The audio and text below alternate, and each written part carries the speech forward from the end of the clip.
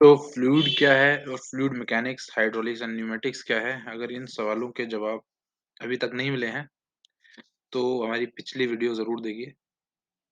और अगर इसके बाद भी कोई क्वेश्चन बचता है तो कमेंट कीजिए। आज पढ़ने वाले हैं प्रॉपर्टीज ऑफ फ्लूइड, यानी तरलों के कुछ गुण। तरलों के कुछ गुणों के बारे में आज जानेंगे। पहला गुण है डेंसिटी, या इसको मास डेंसिटी भी कहते हैं, हिंदी में कहते हैं घनत्व। अब घनत्व क्या चीज़ होती है? तो घनत्व को डिफाइन किया जाता है as the ratio of mass of the fluid to its volume, है ना? यानी कि किसी इकाई वॉल्यूम में कितना मास आता है किसी भी फ्लूइड का, उसको उसका घनत्व कहते हैं, है ना? यानी आप देख पाएंगे, मैं दिखाता हूँ आपको फिगर में। देखिए, यानी इस इक्वल जगह पर कितने अणु आ सकते हैं आपके, या कितने परमाणु आ सकते हैं, कितना मास आ सकता है। आप सॉलिड्स में देख पा रहे हैं कि जगह सेम है तीनों में, तीनों ही केसेस में जगह सेम है। सॉलिड, लिक्विड, गैसेस में, तीनों ही केसेस में जगह सेम है, यानी वॉल्यूम सेम है ना? वॉल्यूम सब में सेम है। ये देखो, इसका भी वॉल्यूम V1, V2, V3 तीनों ही बराबर हैं। लेकिन इनके अंदर जो मास है, द्रव्यमान है, वो डिफरेंट डिफरेंट है। आप देख पाएंगे कि सॉलिड में उतने ही जगह में कितने सारे एटम्स इकट्ठा है ना? तो उतने ही वॉल्यूम में एटम ज्यादा है, यानी मास ज्यादा है, तो इसकी डेंसिटी हो गई ज्यादा, है ना? यानी यूनिट वॉल्यूम में जितना ज्यादा मास होगा उतनी ज्यादा डेंसिटी होगी, क्योंकि density is the ratio of mass upon volume. ठीक है? तो वॉल्यूम को आपने 1 कर दिया, यूनिट कर दिया, तो जितना ज्यादा मास होगा उतनी ज्यादा डेंसिटी। डेंसिटी मतलब डेंस कितना है, ये देखिए पॉपुलेशन कितनी है, कितना डेंस है आपका ये, है ना? जगह कम कम से कम मिल रही है। वहीं आप लिक्विड्स में देखेंगे तो सॉलिड के मुकाबले इनमें जगह ज्यादा है, क्योंकि उतनी ही जगह में कम लोग हैं इसमें, तो इसमें जगह ज्यादा है, तो इनकी डेंसिटी सॉलिड से थोड़ी कम होती है। जब गैसेस में आप देखेंगे तो गैसेस में उतनी ही जगह में बहुत कम मॉलिक्यूल्स हैं, बहुत कम लोग हैं, तो इनको जगह बहुत सारी मिल रही है, यानी कम डेंस है, सबसे कम, सबसे लीस्ट डेंस है गैसेस आपके, है ना? तो डेंसिटी से आप समझ गए होंगे कि समान वॉल्यूम में मास कितना है, वही आपका डेंसिटी कहलाता है। यानी यूनिट वॉल्यूम में कितना मास है, किसी भी पदार्थ के यूनिट वॉल्यूम में कितना मास आता है ना? यूनिट वॉल्यूम मतलब 1 मीटर क्यूब या 1 लीटर। 1 लीटर में कितना मास आ रहा है, 1 मीटर क्यूब में कितना मास आ रहा है, ये सब क्या कहलाता है? डेंसिटी कहलाता है। ठीक है? डेंसिटी को रो से रिप्रेजेंट करते हैं, इसका सिंबल रो है, और इसका फॉर्मूला है M/V। अब M होता है आपका मास, मास का यूनिट होता है किलोग्राम, और V है आपका वॉल्यूम, और वॉल्यूम का आपका यूनिट है मीटर क्यूब। तो डेंसिटी का जो यूनिट हो गया है वो हो गया आपका किलोग्राम पर मीटर क्यूब।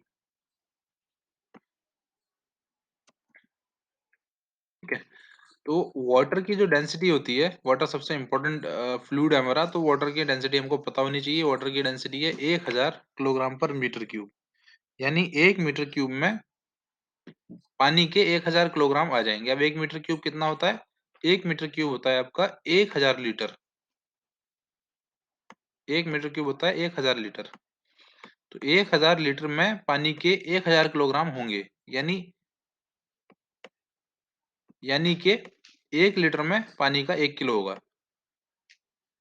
1000 लीटर में, क्योंकि 1000 किलोग्राम है, पानी की डेंसिटी आपकी है 1000 किलोग्राम पर मीटर क्यूब, यानी 1 मीटर क्यूब में 1000 kg होंगे। लेकिन मीटर क्यूब में कितने लीटर्स होते हैं? 1000 लीटर होते हैं। किलोग्राम पर लीटर, यानी कि पानी की जो डेंसिटी है वो है 1 किलोग्राम पर लीटर, यानी कि पानी के 1 लीटर में 1 किलो वेट होगा पानी का। अगर पानी के 1 लीटर को वेट करोगे तो पानी का वेट आएगा 1 किलो। ओके? सो डेंसिटी आप समझ गए होंगे मोस्ट प्रोबेबली। अगर फिर भी कोई क्वेश्चन बचता है तो कमेंट कीजिए।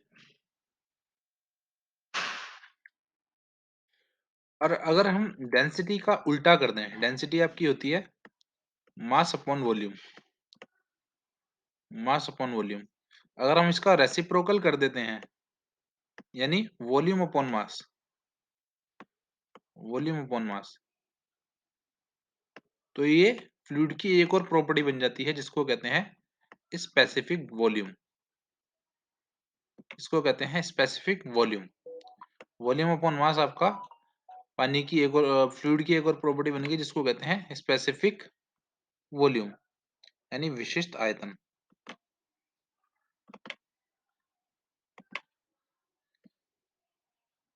मास पर यूनिट वॉल्यूम होता है आपका डेंसिटी और वॉल्यूम पर यूनिट मास होता है विशिष्ट आयतन यानी स्पेसिफिक वॉल्यूम। तो स्पेसिफिक वॉल्यूम क्या दर्शाता है? किसी पदार्थ के इकाई मास का आयतन कितना है। यानी 1 किलोग्राम अगर आप लोहा ले लें तो उसका कितना आयतन होगा? 1 किलोग्राम आप रुई ले लें तो उसका कितना आयतन होगा? आप जानते हैं। अगर 1 किलोग्राम लोहा होगा तो उसका आयतन कितना होगा? यानी कितनी जगह घेरेगा? इतनी सी जगह घेरेगा 1 किलोग्राम लोहा तो। लेकिन 1 किलोग्राम अगर रुई ले लेंगे तो वो बहुत सारी जगह घेरेगी। तो आपके लोहे का विशिष्ट आयतन तो कम हो गया क्योंकि उसका 1 किलोग्राम मास कम जगह घेर रहा है, जबकि रुई का यानी कॉटन का जो विशिष्ट आयतन है वो ज़्यादा हो गया है। ठीक है? इसी प्रकार आप देखेंगे कि लिक्विड जो होते हैं, अगर 1 किलो लिक्विड ले लेंगे तो 1 किलो लिक्विड तो इतनी जगह घेर रहा है। लेकिन अगर 1 किलो गैस ले लें, तो 1 किलो गैस बहुत सारी जगह घेरेगी। तो लिक्विड्स का जो स्पेसिफिक वॉल्यूम होता है कम होता है और गैसेस का स्पेसिफिक वॉल्यूम बहुत ज़्यादा होता है और लिक्विड का स्पेसिफिक वॉल्यूम सबसे कम होता है। क्योंकि ये कम जगह में ज़्यादा ज़्यादा मास होता है। कम जगह में ज़्यादा मास है, तो स्पेसिफिक वॉल्यूम कम है और उतनी ही जगह में ज़्यादा उतने ही मास में ज़्यादा वॉल्यूम है, तो आपका स्पेसिफिक वॉल्यूम ज़्यादा हो जाता है। तो आप स्पेसिफिक वॉल्यूम भी समझ गए होंगे और आप डेंसिटी को भी समझ गए होंगे। स्पेसिफिक वॉल्यूम होता है वॉल्यूम अपॉन मास और डेंसिटी होता है मास अपॉन वॉल्यूम। आपके स्पेसिफिक वॉल्यूम को न्यू सिंबल से दर्शाते हैं। न्यू सिंबल से दर्शाते हैं और इसका मात्रक होता है मीटर क्यूब पर केजी। डेंसिटी का जस्ट ऑपोजिट मीटर क्यूब पर केजी इसका मात्रक होता है। चलिए नेक्स्ट प्रॉपर्टी की ओर चलते हैं। फ्लूइड की जो नेक्स्ट नेक्स्ट प्रॉपर्टी है वो है विशिष्ट भार यानी स्पेसिफिक वेट। स्पेसिफिक वेट जैसे डेंसिटी थी, फ्लूइड की डेंसिटी थी, उसी प्रकार होता है विशिष्ट भार। ठीक है? डेंसिटी फ्लूइड की डेंसिटी थी मास पर यूनिट वॉल्यूम। मास पर यूनिट वॉल्यूम विशिष्ट विशिष्ट डेंसिटी थी। इसी प्रकार wait per unit volume, mass की जगह weight, weight per unit volume is specific volume, है ना? Weight per unit volume is specific volume. इकाई आयतन का भार क्या कहलाता है? विशिष्ट भार कहलाता है ना? भार क्या होता है? भार W बराबर mg, द्रव्यमान गुणा ग्रेविटेशनल एक्सेलरेशन, गुरुत्वीय त्वरण की मल्टीप्लाई अगर द्रव्यमान से कर देंगे तो भार बन जाता है। तो W बराबर mg हो जाएगा। तो m इंटू जी रख देते हैं W की जगह और नीचे वॉल्यूम है। तो आप देख पा रहे हैं कि मास अपॉन वॉल्यूम, ये दोबारा से मास अपॉन वॉल्यूम बन गया है, जी से मल्टीप्लाई होगी इसकी। और मास अपॉन वॉल्यूम क्या होता है आपका? ये होता है डेंसिटी यानी घनत्व। इकाई आयतन का द्रव्यमान ये घनत्व हो जाता है। तो घनत्व की जब मल्टीप्लाई जी से करते हैं तो विशिष्ट आयतन बन जाता है, सॉरी विशिष्ट भार बन जाता है। तो विशिष्ट किसी पदार्थ का विशिष्ट भार ओमेगा बराबर रो जी, रो जी। पानी का पानी का घनत्व आपको पता है, पानी का घनत्व कितना था? रो वाटर, रो वाटर था आपका 1000 किलोग्राम पर केजी। ठीक है?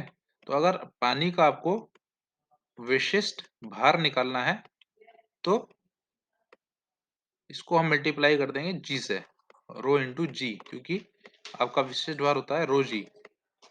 तो 1000 की जब मल्टीप्लाई जी से करेंगे, जी यानी 9.81, तो आ जाएगा 981010। अब मात्रक क्या होता है भाई इसका? मात्रक भी देख लेते हैं। तो आपका विशिष्ट भार क्या होता है? Wait per unit volume. तो वेट का मात्रक होता है न्यूटन और वॉल्यूम का मात्रक होता है मीटर क्यूब। इसका मात्रक हो गया न्यूटन पर मीटर क्यूब। या किलोग्राम फोर्स भी हो सकता है। न्यूटन की जगह किलोग्राम फोर्स केजीएफ भी हो सकता है। एमकेएस यूनिट में फोर्स की जो यूनिट होती है वो किलोग्राम फोर्स होती है। किलोग्राम फोर्स और 1 किलोग्राम फोर्स बराबर आपका होता है 9.81 न्यूटन। यानी आपको किलोग्राम फोर्स से न्यूटन में कन्वर्ट करना है तो आप मल्टीप्लाई कर देंगे 9.81 यानी जी से मल्टीप्लाई कर देंगे, गुरुत्वीय त्वरण से मल्टीप्लाई कर देंगे 9.81 न्यूटन। 1 किलोग्राम फोर्स बराबर 9.81 न्यूटन। तो एमकेएस सिस्टम में जो फोर्स की यूनिट होती है वो किलोग्राम फोर्स होती है और एसआई यूनिट्स में जो फोर्स की यूनिट होती है उसे न्यूटन कहते हैं। इन दोनों को आपस में कन्वर्ट किया जा सकता है। 1 किलोग्राम फोर्स बराबर 9.81 न्यूटन। तो विशिष्ट भार की जो यूनिट पता चलेगी आपको वो पता चलेगी newton per square metre, sorry cubic metre, newton per cubic metre. चलिए नेक्स्ट प्रॉपर्टी की ओर आते हैं। अच्छा, विशिष्ट भार से पता क्या चलता है? विशिष्ट भार से पता लगता है कि समान आयतन वाले वस्तुओं का भार कितना कितना होगा, है ना? जैसे आप आयरन को देख रहे हो, आयरन का एक पीस ले लिया आपने, ये इतना बड़ा है आयरन का पीस, ठीक है? अब इतने बड़े आयरन के पीस का जो भार है वो 1 केजी दिखा रहा है। अगर हम इतना ही बड़ा कॉटन का पीस ले लेते हैं तो उसका भार कितना होगा? ऑब्वियस सी बात है कि इससे कम होगा, है ना? तो आयरन का जो विशिष्ट भार है वो ज्यादा है, जबकि कॉटन का विशिष्ट भार आयरन से तो कम हो गया, क्योंकि समान समान जगह में इक्वल स्पेस में भार कम है। इसी प्रकार पानी आप देखेंगे, उतना ही अगर मैं पानी ले लेता हूँ तो उतने ही पानी का भार तो कॉटन से तो ज्यादा होगा लेकिन आयरन से कम होगा। तो विशिष्ट भार सबसे ज्यादा आयरन का हो गया, उसके बाद कॉटन का, उसके बाद वाटर का। तो विशिष्ट भार आप समझ गए होंगे कि इकाई वॉल्यूम के भार को दर्शाता है। ठीक है, नेक्स्ट प्रॉपर्टी पर आते हैं। नेक्स्ट प्रॉपर्टी से पहले आप लोग को कंफ्यूजन रहता है कि वेट क्या है और मास क्या है। तो क्या आप जानते हैं वेट और मास में क्या अंतर है? तो मास तो आपकी क्वांटिटी ऑफ मैटर है ना? पदार्थ की मात्रा को मास कहते हैं, यानी किसी पदार्थ में उपस्थित अणुओं की संख्या मास बनाती है। जबकि उस मास पर लगने वाले गुरुत्वीय फोर्स को, यानी ग्रेविटेशनल फोर्स को भार कहते हैं, है ना? मास तो आपके क्या है? कोई पदार्थ है उसमें कितने अणु हैं, उसकी संख्या द्रव्यमान दर्शाती है। जबकि उस पर लगने वाला गुरुत्वीय बल क्या कहलाता है? वेट कहलाता है। फॉर एग्जाम्पल आप देखेंगे कि ये एप्पल नीचे की तरफ गिर रहा है, क्यों? क्योंकि अर्थ इसको अपनी तरफ खींच रही है ना? तो ये यही यही जो खिंचाव है हर एक वस्तु पर अलग होता है उसके आकार के हिसाब से, उसी को कहते हैं भार। ठीक है, जबकि अणुओं की संख्या ये देखिए, ये जो अणुओं की संख्या है ये द्रव्यमान कहलाती है। अब ये अणुओं की संख्या तो किसी भी प्लेनेट पर चेंज नहीं होगी, क्योंकि परमाणुओं को तो नष्ट नहीं किया जा सकता। लेकिन भार जो है हर एक वस्तु का अलग अलग जगह पर अलग अलग होगा। क्यों? क्योंकि गुरुत्वीय त्वरण का मान, यानी गुरुत्वीय फोर्स का, ग्रेविटेशनल फोर्स का मान हर एक प्लेनेट पर अलग होता है। मून पर जो ग्रेविटेशन है आपको पता है, अर्थ अर्थ के ग्रेविटेशन से 1/6 टाइम है ना? 1/6 है। ठीक है, तो अगर कोई वस्तु यहाँ पर 60 किलो की है तो मून पर 10 किलो की दिखेगी खाली वो, है ना? जैसे ये मैडम खुश हो रही है क्योंकि इनका वेट 10 किलो दिख रहा है ये 60 किलो की, लेकिन इनका वेट 10 किलो दिख रहा है तो ये खुश हो रही है। ठीक है, नेक्स्ट प्रॉपर्टी आपकी विशिष्ट ग्रेविटी, यानी स्पेसिफिक ग्रेविटी। ठीक है, अब ये स्पेसिफिक ग्रेविटी क्या है? तो आपने देखा होगा कि पानी में जब हम ऑयल को डालते हैं तो ऑयल पानी के ऊपर तैरने लगता है, जबकि हम रेत को डालते हैं पानी के अंदर या किसी हैवी पदार्थ को डालते हैं तो वो डूब जाता है पानी के अंदर, है ना? तो कुछ पदार्थ पानी से हल्के होते हैं, कुछ पदार्थ पानी से भारी होते हैं, है ना? तो कौन पदार्थ कितना हल्का है पानी से, कितना भारी है, ये चीज कैसे पता लगेगी? तो इसके लिए हमने एक प्रॉपर्टी निर्धारित कर दी जिसको कहते हैं विशिष्ट ग्रेविटी। ठीक है, विशिष्ट ग्रेविटी क्या है? ये रेशो, डेंसिटी का रेशो है किसी फ्लूइड का तथा किसी मानक फ्लूइड का। ठीक है, मानक फ्लूइड क्या है? लिक्विड्स के केस में जो मानक फ्लूइड है उसे जल कहते हैं, है ना? जल को मानक फ्लूइड माना जाता है और गैसेस के केस में जो मानक फ्लूइड है उसको एयर माना जाता है, ठीक है? यानी अगर आप गैसेस की तुलना करेंगे तो एयर से करेंगे और जल की तुलना करेंगे तो सॉरी लिक्विड्स की तुलना करेंगे तो जल से करेंगे, ठीक है? तो कोई कोई लिक्विड जल से कितना हल्का है या कितना भारी है, उसकी तुलना करने के लिए एक पैरामीटर बना दिया गया है जिसको कहते हैं स्पेसिफिक ग्रेविटी। उसको एसजी कहते हैं या सिंपल एस कहते हैं। एसजी और एस, ठीक है? तो कोई पदार्थ है, फॉर एग्जांपल एक ऑयल है जिसकी डेंसिटी 800 है, 800 किलोग्राम पर मीटर क्यूब और पानी की जो डेंसिटी है वो होती है 1000। तो उस ऑयल की जो स्पेसिफिक ग्रेविटी हो जाएगी वो हो जाएगी 0.8, यानी पानी की तुलना में वो 0.8 गुना है ना? पानी अगर एक है तो वो पानी की तुलना में 0.8 गुना है, यानी कि पानी से हल्का है ना? एक से अगर कम रहेगी तो पानी से हल्का रहेगा, पानी के ऊपर तैर जाएगा।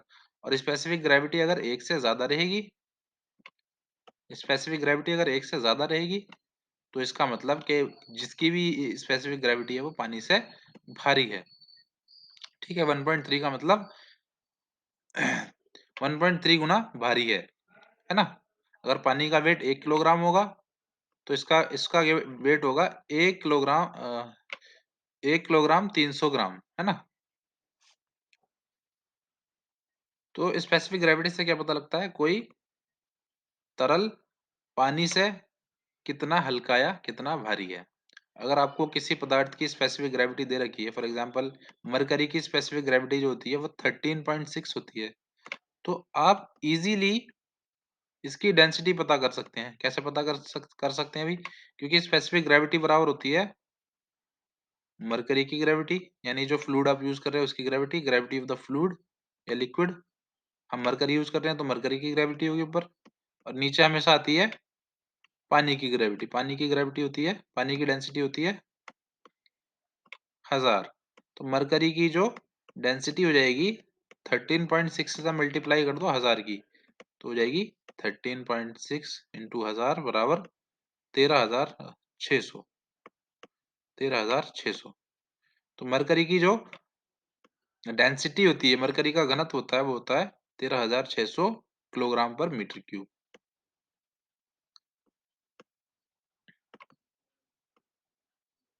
ठीक है? अब किसी भी पदार्थ की आपको स्पेसिफिक ग्रेविटी यानी विशिष्ट गुरुत्व दिया होगा तो तुरंत से आप उसकी डेंसिटी या उसका घनत्व आप निकाल सकते हो। फॉर एग्जांपल 0.6 दिया हुआ है तो इसका मतलब हो गया 600 किलोग्राम पर मीटर क्यूब, है ना? घनत्व 600 किलोग्राम पर मीटर क्यूब हो गया, ठीक है? तो ये जो स्पेसिफिक ग्रेविटी है तरलों के घनत्व निकालने में आपको काम देगी, और इससे आपको ये भी पता लगेगा कि कोई तरल कितना घना है और कितना विरल है, ठीक है? नेक्स्ट नेक्स्ट प्रॉपर्टी जाने से पहले हम एक न्यूमेरिकल प्रॉब्लम देख लेते हैं जिससे आपके कॉन्सेप्ट्स क्लियर हो जाएंगे।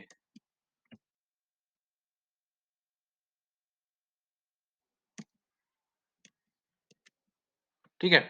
तो आपको स्पेसिफिक वेट कैलकुलेट करना है, डेंसिटी कैलकुलेट करनी है और स्पेसिफिक ग्रेविटी कैलकुलेट करनी है। किसकी कैलकुलेट करनी है?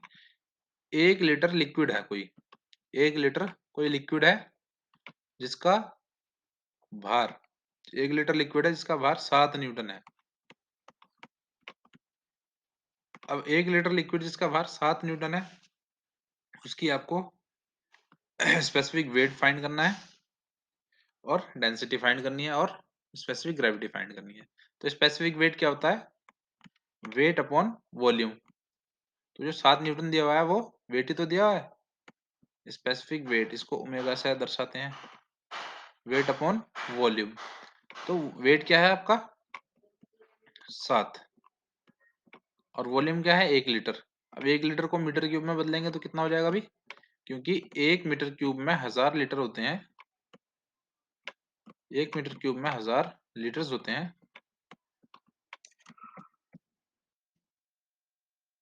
एक मीटर क्यूब में 1000 लीटर्स होते हैं,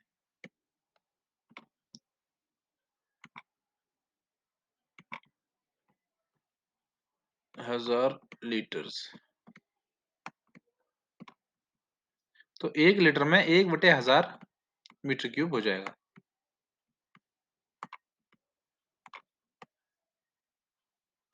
1/1000 मीटर क्यूब हो जाएगा। तो आपका स्पेसिफिक वेट आ जाएगा, वेट हो गया 7 न्यूटन और वॉल्यूम हो जाएगा 1/1000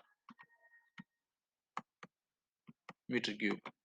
ठीक है, 1/1000 मीटर क्यूब, यानी स्पेसिफिक वेट हो जाएगा आपका 7000 न्यूटन प्रति मीटर क्यूब। स्पेसिफिक वेट निकाल लिया आपने, है ना। इसी प्रकार आप डेंसिटी निकाल सकते हो। स्पेसिफिक वेट आपने निकाल दिया, स्पेसिफिक वेट आपने निकाल कैलकुलेट कर ही लिया है, 7000 न्यूटन पर मीटर क्यूब, है ना। डेंसिटी आपको निकालनी है, तो डेंसिटी निकालने के लिए आपको फॉर्मूला पता है, आपको स्पेसिफिक वेट और डेंसिटी का रिलेशन पता है। स्पेसिफिक वेट बराबर रो इंटू जी, तो डेंसिटी हो जाएगी आपकी, इस जी को इधर ले आएंगे नीचे, रो बराबर ओमेगा अपॉन जी, और ओमेगा अपॉन जी जब करेंगे आप कैलकुलेट 7000 बटे 9.81, तो 713 किलोग्राम पर मीटर क्यूब हो जाएगा, यानी पानी से तो हल्का ही है जो भी तरल है। ठीक है, इसकी स्पेसिफिक ग्रेविटी निकालनी है। स्पेसिफिक ग्रेविटी क्या होता है, तरल की डेंसिटी, तरल की डेंसिटी और पानी की डेंसिटी, पानी की डेंसिटी होती है 1000। तो किसी भी लिक्विड की अगर आपको स्पेसिफिक ग्रेविटी निकालनी है, तो उसकी डेंसिटी को 1000 से डिवाइड कर दो सीधे सीधे। ठीक है, 0.7135 इसका आंसर आ गया। तो स्पेसिफिक ग्रेविटी भी आपने कैलकुलेट कर ली है। ठीक है, नेक्स्ट प्रॉपर्टी पर आते हैं, जिसको कहते हैं श्यानता, यानी विस्कोसिटी। अभी विस्कोसिटी क्या होता है, ये विस्कोसिटी जो गुण है फ्लूइड का, ये केवल चलते हुए द्रवों में देखा जाता है, केवल फ्लोइंग फ्लूइड्स में देखा जाता है, रुके हुए फ्लूइड्स में श्यानता नहीं होती। अब ये होता क्या है, जब भी कोई फ्लूइड चलता है, देखो ये फ्लूइड चल रहा है, ठीक है, ये फ्लूइड चल रहा है, अब इसको गौर से देखेंगे तो ये बाउंड्री है, इस बाउंड्री, ये बाउंड्री है यहाँ पर, है ना, इसके ऊपर आपका फ्लूइड फ्लो हो रहा है, ये पाइप भी हो सकता है और किसी प्लेट के ऊपर भी फ्लूइड बह रहा हो सकता है।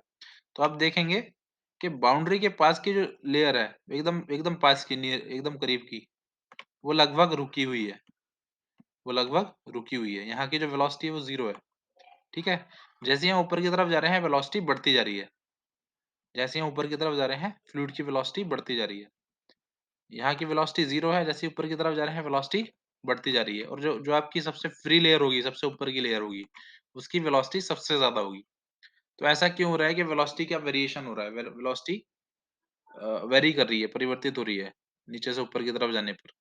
तो ऐसा इसलिए हो रहा है क्योंकि फ्लूइड की परतों के मध्य, जो फ्लूइड है, लिक्विड बह रहा है, इसकी परत, अगर हम इसको परत परत बाई परत परत कर लें, देखते हैं परत बाई परत करके, देखो परत बाई परत करके देखें, तो इनकी परतों के मध्य घर्षण बल लगता है, इनकी परतों के मध्य घर्षण बल लगता है। ठीक है, उस घर्षण के कारण ही इनकी वेलोसिटी, उनकी स्पीड जो है ऊपर से नीचे तक आने में कम होती जाती है, और सबसे नीचे आपकी वेलोसिटी हो जाएगी 0, क्योंकि यहाँ पर आपकी आपकी जो आपका जो फ्लूइड है वो सरफेस से चिपक जाएगा, स्टिक हो जाएगा, लेयर पे चिपक जाएगा। तो सबसे नीचे वेलोसिटी 0 है, ऊपर की तरफ जा रहे हैं तो वेलोसिटी बढ़ रही है। ठीक है, तो आपको ये केस कुछ जाना पहचाना लग रहा होगा, शियर वाला केस लग रहा होगा।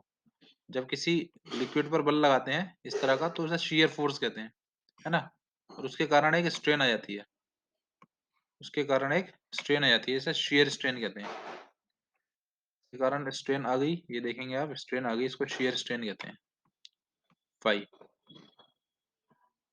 ठीक है, और आपको पता है shear stress is directly proportional to shear strain, ये हुक्स का लॉ है, stress is directly proportional to strain.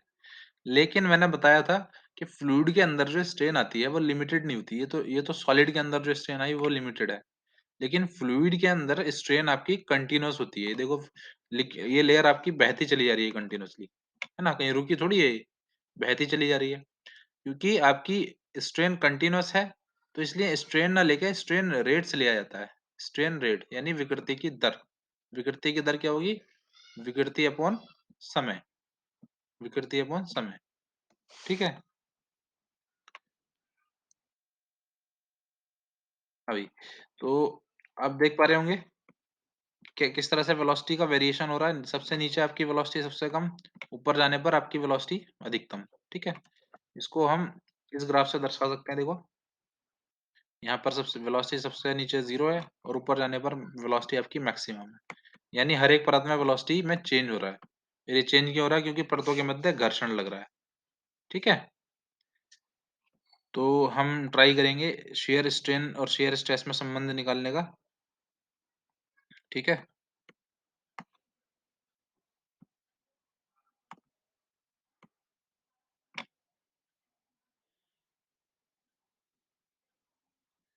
तो ये डिस्टेंस आपकी y है। यहाँ से लेके यहाँ तक की डिस्टेंस आपकी y है। y ले लीजिए डिस्टेंस। ठीक है? और वेलोसिटी में जो चेंज हो रहा है वो u से लेके du चेंज हो रहा है। ठीक है? या आप ऐसा मान लें, ये डिस्टेंस है x और ये डिस्टेंस है आपकी y। तो जो शेयर शेयर स्ट्रेन होगी वो कुछ इस तरह से होगी, फाई। और फाई बराबर क्या होता है आपका? फाई बराबर या tan फाई बराबर क्या हो जाएगा आपका? x upon y. x upon y, यही हो जाएगा। किसी भी राइट एंगल ट्राइंगल में tan फाई क्या हो जाएगा? x upon y. और tan फाई छोटे एंगल्स के लिए अप्रोक्सीमेटली इक्वल होता है फाई के। ठीक है? तो इसलिए हमने फाई बराबर लिख दिया है x अपॉन वाई।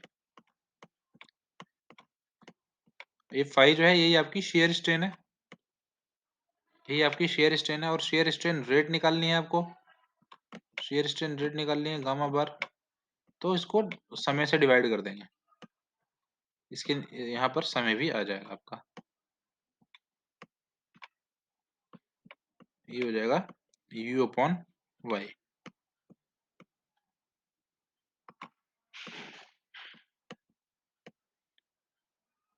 ठीक है? तो शेयर स्ट्रेस थी आपकी टाउ और शेयर स्ट्रेन रेट हो गई आपकी u अपॉन वाई। या किसी छोटे एलिमेंट के लिए, बहुत छोटा अगर एलिमेंट हम ले रहे हैं तो u अपॉन वाई की जगह हो जाएगा du upon d y. du upon d y. Tau is directly proportional to du upon d Y.